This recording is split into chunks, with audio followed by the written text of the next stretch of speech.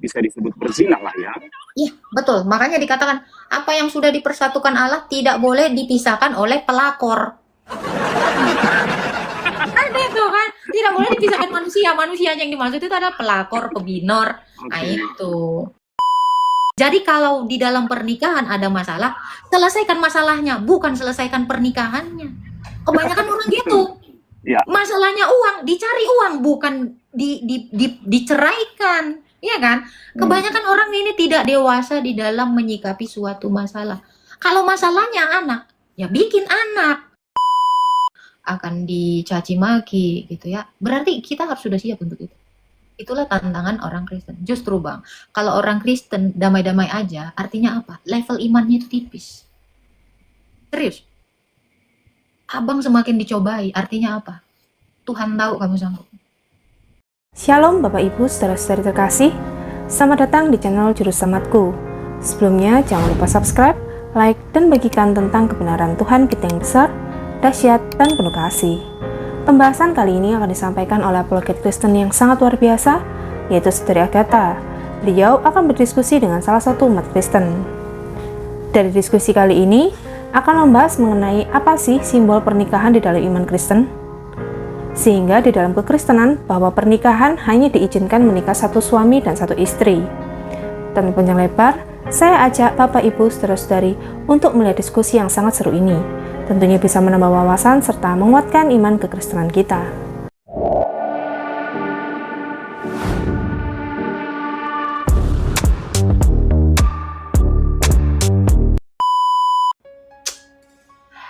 Suka mula. Si Jumaria udah ngamuk-ngamuk dah kan? Iya, kaget tadi. Ayo Pak Tulus. Nah ini bisa kan orang. bagus. Jangan marah-marah dong itu.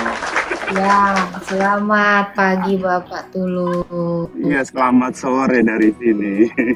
Oke, siap. Pak Tulus, Muslim atau Kristen? Saya Kristen, saya mau bertanya saja mengenai, nggak tahu kalau tentang pernikahan bisa ditanya sih, tidak. Boleh. Apa sih menyimbolkan apa sih pernikahan Kristen itu sehingga dalam pernikahan Kristen hanya diizinkan satu istri, tidak seperti di agama sebelah bisa ditambah sampai 4. Apa Oke. sih simbol apa sih itu? Hubungan Allah dengan manusia itu adalah sama dengan simbol pernikahan kita. Makanya kita juga kan tidak boleh di dalam kitab perjanjian lama Pak. Kita tahu kan, ketika Israel menyembah ilah lain disebut berzina kan? Betul kan? Jadi pernikahan itu adalah simbol hubungan manusia dengan Allah. Yaitu hubungan manusia dengan Allah itu diumpamakan seperti pernikahan. Makanya penyatuan antara manusia dengan Allah itulah sorga. Jadi pernikahan itu apa sih disimbolkan dengan apa sih? Sorga. Menyatunya manusia dengan Allah. Makanya pernikahan kita disebut juga unit dari Tritunggal. Perempuan, laki-laki dengan Allah dinikahkan. Betul nggak? Oke. Jadi itu tiga pribadi bersatu gitu di dalam satu keluarga. Wow. Oke. Berarti kalau ada orang kedua atau orang ketiga di dalam pernikahan itu berarti bisa disebut berzina lah ya. Iya, betul. Makanya dikatakan apa yang sudah dipersatukan Allah tidak boleh dipisahkan oleh pelakor.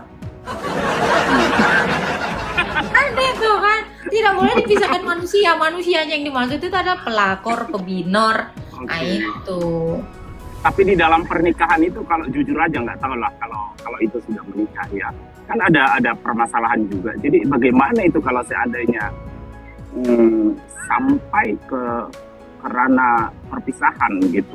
Contohnya kalau di Jerman ini ya banyak sekali mau Kristen mau tidak Kristen itu sudah ada yang terbiasa untuk maksudnya untuk meninggalkan entah suami atau istri yang meninggalkannya berpisah rumah, itu biasa sekali di sini. Bagaimana pendapatmu tentang itu? Padahal Di dia Alkitab orang kan, Kristen. ya di Alkitab kan diizinkan itu bertarak sementara, pisah rumah sementara, Tapi jangan lama-lama. Kenapa diizinkan oleh Tuhan pisah sementara waktu untuk mereka bisa bertarak supaya bisa mengambil waktu untuk berdoa dan introspeksi diri. Nah, setelah itu bisa kembali lagi. Jadi Allah juga melakukan mediasi, memberikan solusi kepada pernikahan yang bermasalah ini. Dikasih kesempatan untuk introspeksi, dikasih kesempatan untuk berdoa. Itu kan menurut Alkitab. Gitu. Nah, setelah itu kalau kamu sudah menyadarinya, kamu harus cepat-cepat kembali supaya tidak jatuh ke dalam dosa, supaya iblis itu tidak mencobai. Nah, bagaimana kalau satu pihak ada yang punya hati seperti itu, tapi di pihak yang lain tidak punya hati, tidak mau balik gitu? Saranmu gimana? Artinya kan begini, bahwa mereka sebelum masuk kepada jenjang pernikahan, mereka tidak bisa memaknai atau mereka sebenarnya tidak mengerti makna dari pernikahan, betul kan? Karena kan pasti sebelum mengadakan sakramen perkawinan, gereja itu kan melakukan yang namanya belajar dulu, pemuridan dulu sebelum masuk ke dalam sakramen itu. Kalau sampai ada yang demikian, berarti ada yang tidak takut kepada Tuhan. Perkawinan itu kan tadi udah saya bilang kan, menikahkan wanita dengan perempuan dengan Allah.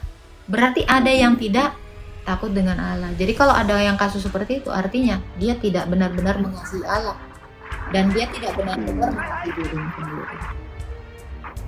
Terus bagaimana pesanmu? Karena saya juga banyak menghadapi orang-orang seperti itu di sini dan saya sering ngobrol gitu. Terus dia bilang begini, karena saran yang aku berikan ke dia, kita harus mengampuni gitu ya. Jadi dia bawa begini, ya saya mengampuni dia, tapi bukan dalam arti kalau saya mengampuni dia, saya jadi satu rumah dengan dia, katanya gitu. Artinya itu belum mengampuni dong, ya kan? Karena ketika kita manusia jatuh ke dalam dosa, dikatakan Allah mengampuni, tapi kita tidak masuk ke dalam sorga, berarti Allah tidak mengampuni dong, bohong dong. Betul sekali.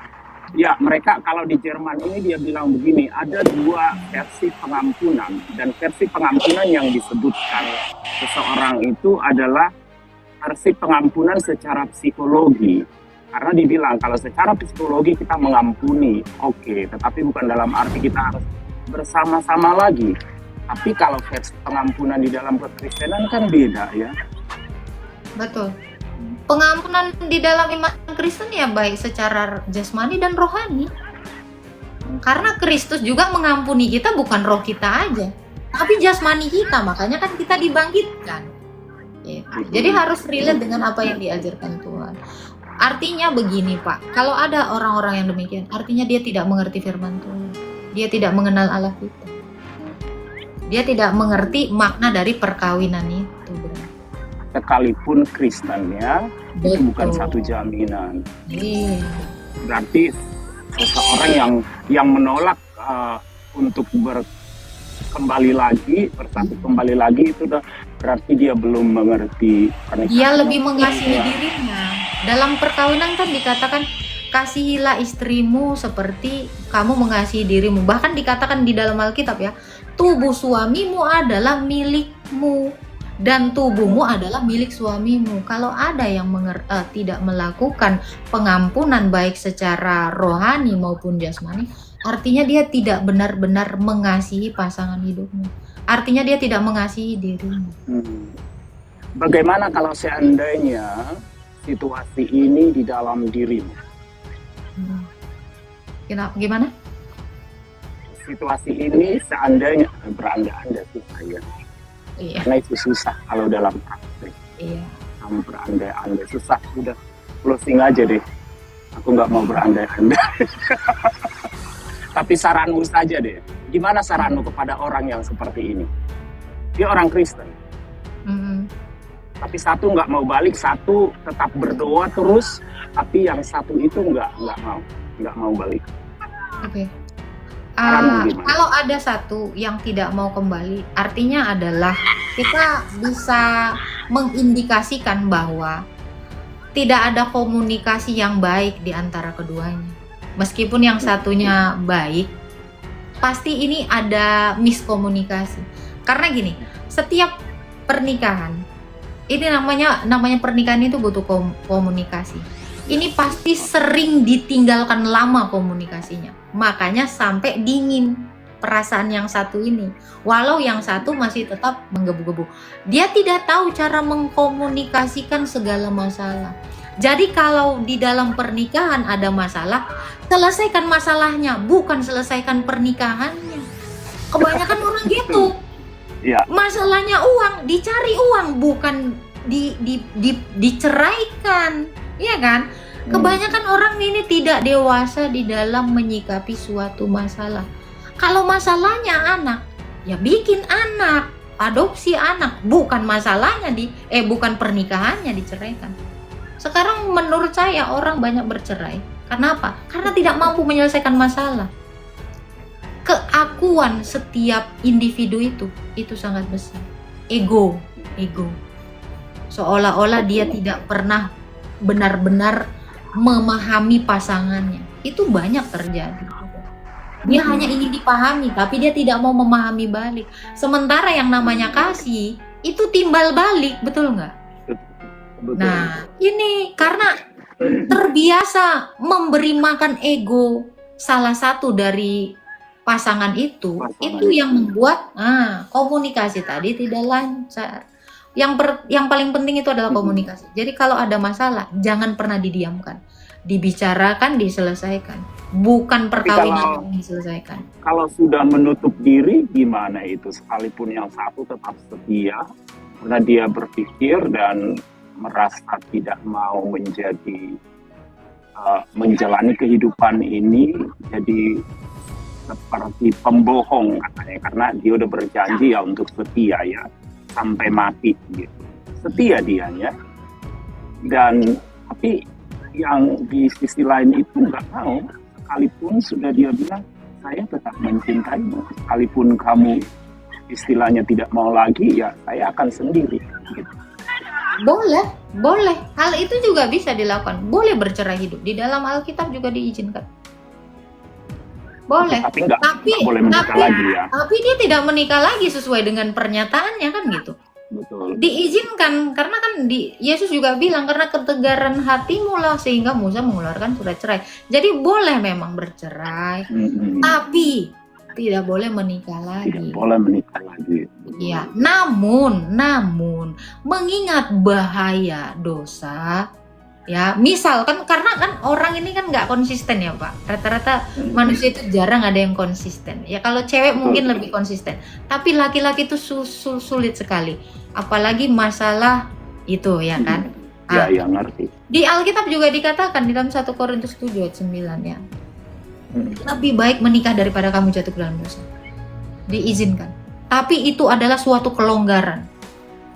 Tahu kan kelonggaran, tetapi bukan dasar yang utama. Yang utama adalah ketika kamu sudah bercerai, baik hidup maupun cerai mati, kamu lebih baik hidup salibat seperti Rasul Paulus katakan. Kamu harus hidup mati sendiri gitu. Namun daripada kamu jatuh dalam dosa, ya lebih baik menikah karena lebih baik menikah daripada hangus atau binasa dalam dosa.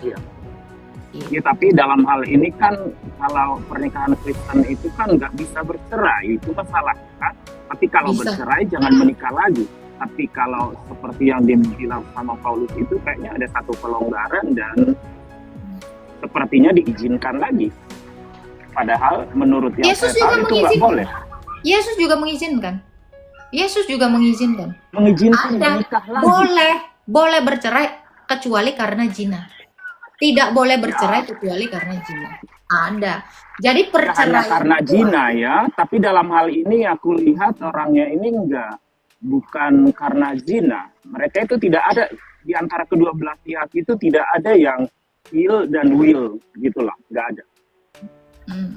Itu makanya saya bilang berarti itu ada miskomunikasi yang terlalu lama sehingga mereka ada yang satu dingin seperti itu.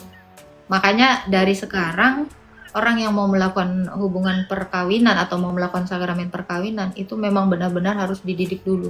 Jangan menikah karena hawa nafsu, jangan menikah karena udah didesak kapan kawin, jangan menikah karena takut tua. Lah, lebih baik lama tapi benar daripada buru-buru menikah. Namun pada akhirnya kan nanti akan cerai. Jadi disarankan konseling pranikah lah ya sebelum menikah. Dan ini juga saya sarankan untuk orang-orang yang punya tante-tante cerewet, tolong ya, kalau keponakannya belum nikah udah usia 30 hampir 40, jangan didesak-desak kapan kawin. Nanti dia asal sembarangan milih cowok cemana. Iya, kadang karena nyinyirnya keluarga kan, kapan kau kawin, nyinyirnya kawan. Jadi asal-asalan ya, tahu-tahu di tengah jalan pernikahannya ini. Jangan menikah karena nengok orang udah nikah.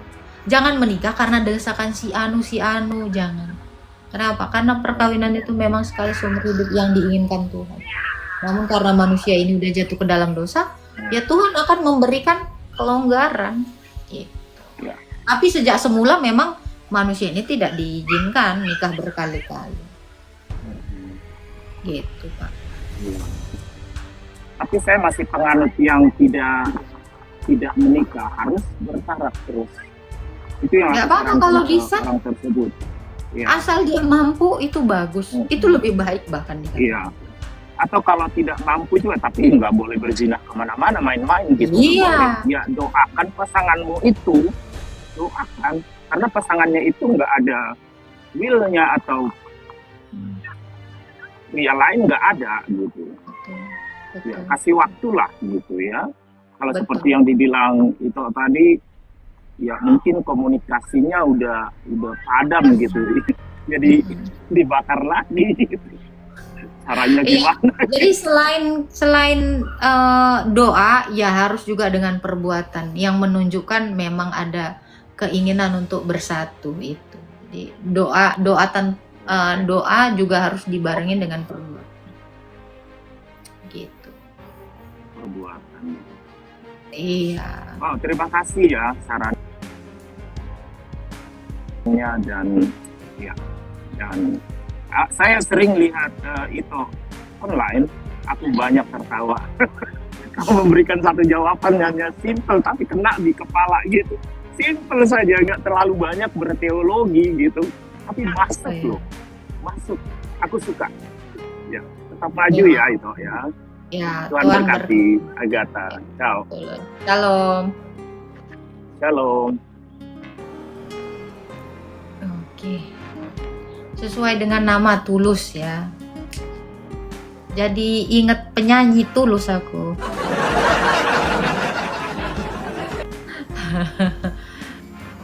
Halo, shalom Kak. Shalom. Islam Kristen Lucy. Kristen saya Kak. Kok bisa namamu Lucy? Ya karena sih. Oke, silakan mau bertanya apa? Ya saya mau bertanya mungkin ini masalah perbincangan saya sih sebenarnya. Silakan. Jadi ya kan kita kan Kristen tinggal di Indonesia ya. Minoritas gitu. Jadi banyak diskriminasi ke saya tentunya, apa contohnya lah saya kecil gitu kan. Dan juga banyak trauma-trauma yang pernah saya alami gitu. Sampai sekarang pun di saat saya dewasa, di lingkungan saya bekerja, saya juga tetap dapat diskriminasi seperti itu. Mereka sering mengatakan bahwa Kristen itu agama penjajah atau yang lain gitu. Tapi saya tidak pernah membalas gitu kan. Nah kalau menurut kakak gitu, ada nggak saran buat saya? Mu'alaf bang. Apa? Mu'alaf adalah jalan terbaik abang supaya tidak didiskriminasi bang. Iya itu kan. Tarik.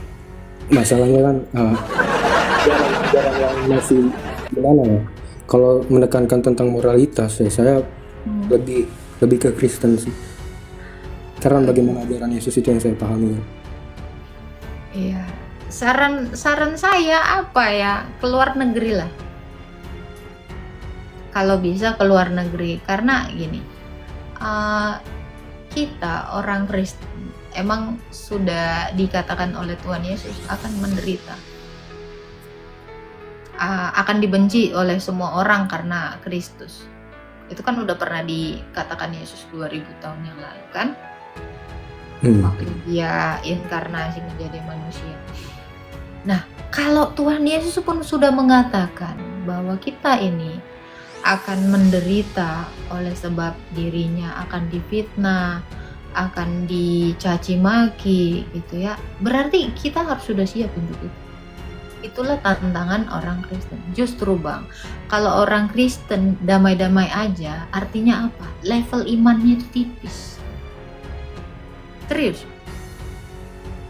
Abang semakin dicobai, artinya apa? Tuhan tahu kamu sanggup. Gitu. Mungkin berat, tapi itu akan menjadi terbiasa. Ingat di dalam Alkitab dikatakan, kesengsaraan menimbulkan tahan uji. Tahan uji menimbulkan ketekunan. Jadi kalau kita tidak mengalami kesengsaraan, kita tidak akan pernah tahan uji, kita tidak akan pernah tekun, dan kita tidak akan berpengharapan. Ingat, endingnya adalah kita pada akhirnya berpengharapan terhadap Kristus. Kalau kita Bang, tidak pernah menderita, misal kita happy terus, pernah nggak kita berharap sama Tuhan? Pernah. Enggak, lupa diri. Lupa. Kalau kita terus-terusan ditekan, pasti kita terus-terusan berharap kepada Tuhan. Berharap apa? Ditolong, diselamatkan. Itu. Jadi kalau tahu cara kerja Tuhan, kita nggak akan merasa tersingkirkan. Kita tidak akan merasa didiskriminasi. Kita tidak akan merasa ditindas. Karena itu, supaya kita itu terus-terusan berharap kepada Tuhan. Itu ada ayatnya kan? Pernah baca dong? Yang mana Kak? Itu, kesengsaraan menimbulkan tahan uji menimbulkan ketekunan menimbulkan pengharapan terhadap Kristus.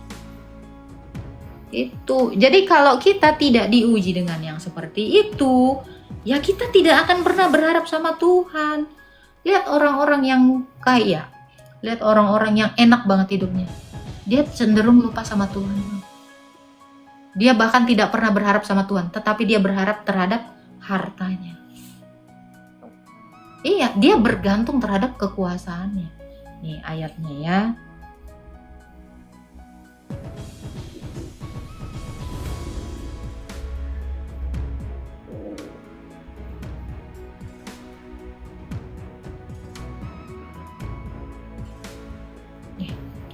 Roma 5 ayat 3 sampai 5. Pernah baca ini? Belum Kak. Nah ini ya. Dan bukan hanya itu saja, kita malah bermegah juga dalam kesengsaraan kita. Kita disuruh bermegah dalam kesengsaraan kita.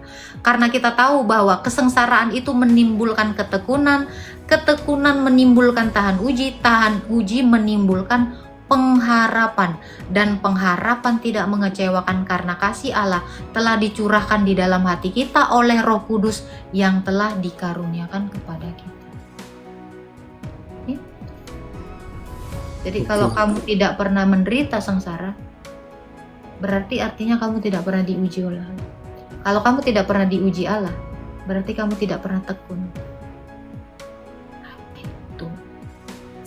Ya oke, cuman tapi sebenarnya saya kan bertahan nih ya.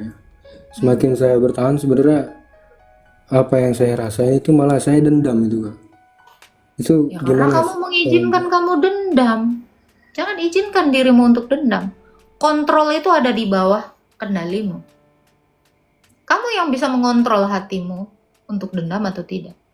Kalau kamu mengizinkan dendam, ya yang terjadi adalah dendam.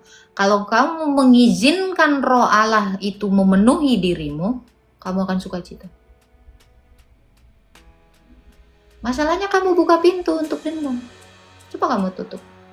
Nggak masuk kan dendamnya? Oke. Paham Kak. Semua di bawah kendalimu. Dan biarkan Roh Allah yang memenuhi dirimu, maka kamu akan damai sukacita. Banyak-banyak berdoa dan berpuasa. Oke Kak. Ingat, hanya yang tangguh yang masuk ke dalam ring pertandingan. Hanya yang menjadi peserta pertandingan yang bertanding di arena pertandingan. Kalau kamu tidak pernah masuk dalam arena pertandingan, kamu bukan seorang calon pemenang. Betul tidak? Ya betul itu. Nah, kamu harus masuk ke dalam ring pertarungan itu. Kalau tidak, apa yang mau kamu lawan? Kamu tidak akan pernah jadi pemenang. Kamu akan menjadi pecundang yang tidak pernah naik. Harus menjadi pemain supaya bisa jadi pemenang. Setuju? Oh ya, setuju Kak. Oke. Semangat ya. Oke, siap Kak. Makasih ya Kak. Sama-sama, Tuhan berkati. Tuhan berkati Kak. Shalom. Shalom. Gak apa-apa. Banyak orang kok yang merasa down. Itu mungkin dia tidak punya teman untuk share. Mungkin dia tidak punya teman yang sefrekuensi dengannya. Itu tadi anak baik. Karena saya jarang menemukan anak-anak muda yang bisa bertanya demikian. Gitu ya. Justru itu bagus. Ya, begitulah penjelasan dari Saudari Agatha. Bagaimana menurut pendapat Bapak, Ibu, saudara-saudari sekalian setelah melihat video tersebut? Tentu kita semua pasti merasa terberkati dan juga menambah wawasan tentang juru selamat kita, yaitu Tuhan Yesus Kristus. Mari kita sama-sama belajar terus tentang kebesaran dan kebenaran Tuhan Yesus melalui video-video selanjutnya. Shalom dan Tuhan Yesus memberkati.